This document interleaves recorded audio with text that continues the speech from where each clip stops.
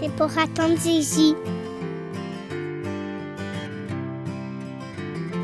Pendant 40 jours, on doit faire des sacrifices parce que Jésus a resté 40 jours dans le désert. Des sacrifices, c'est-à-dire partager, être généreuse ou généreux ou des choses comme ça, des choses gentilles, faire des choses que normalement tu ferais pas. Le mot carême s'enracine dans l'expérience de Jésus, qui a fait 40 jours de prière et de jeûne au désert avant de commencer sa mission. Et l'Église a voulu justement reprendre cette expérience-là pour elle-même, pour ses fidèles. Je pense que c'est presque depuis les débuts que l'Église offre aux chrétiens de revivre l'expérience de Jésus au désert.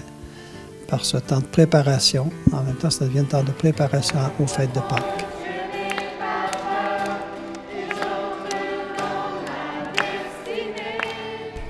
Au lieu d'aller sur l'ordinateur, tu peux aller prier.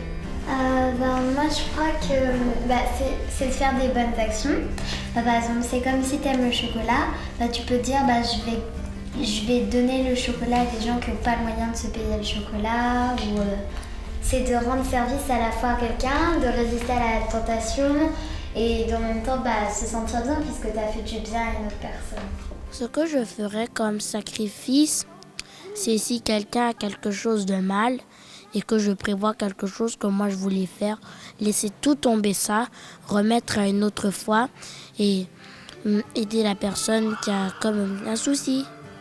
Je pense que le jeûne veut nous aider à nous recentrer sur l'essentiel, donc de nous dégager du superflu, donc de nous priver de choses qui pourraient être superflues dans nos vies, pour nous recentrer sur le plus important, le Seigneur Jésus dans notre vie. Alors, ce que ça nous apporte, justement, de le mettre davantage au centre de notre vie, montrer qu'il est manifesté par là, qui est plus important que les choses auxquelles on s'attache parfois.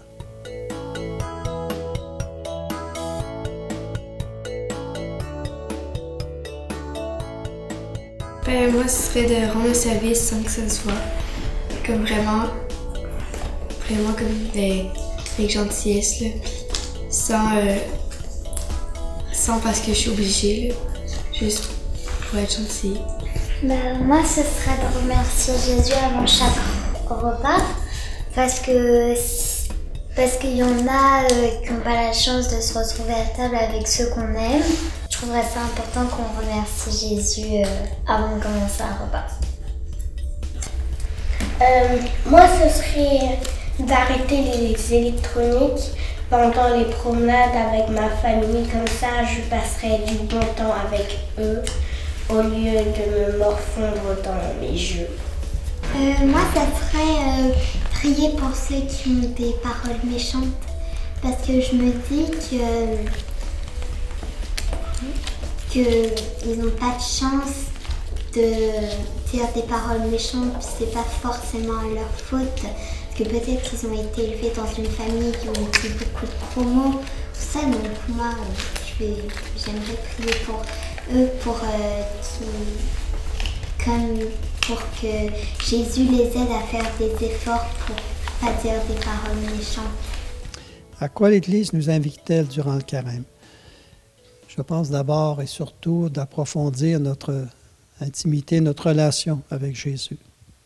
C'est ce qu'il a fait quand il est allé au désert. Il a approfondi son intimité avec le Père, avec Dieu, à travers l'écoute de la parole, de sa parole. Alors, l'Église nous invite à cela aussi.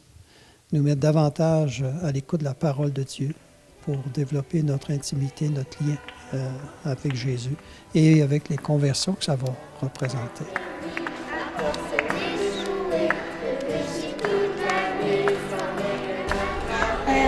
Moi, ça m'enlève mes peurs avant de dormir. Comme ça, j'évite de faire des cauchemars.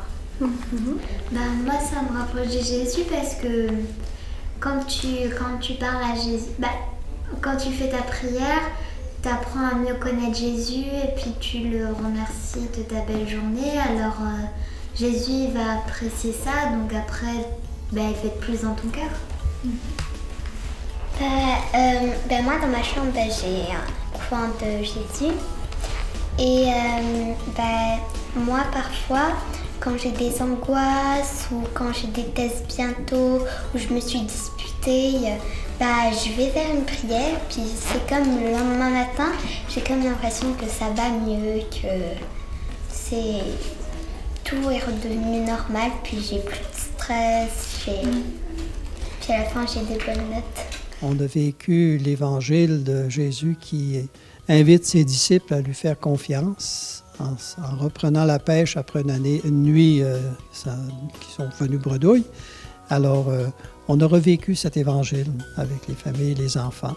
Donc, oser faire confiance à Jésus, à sa parole, pour avancer vers les fêtes de Pâques.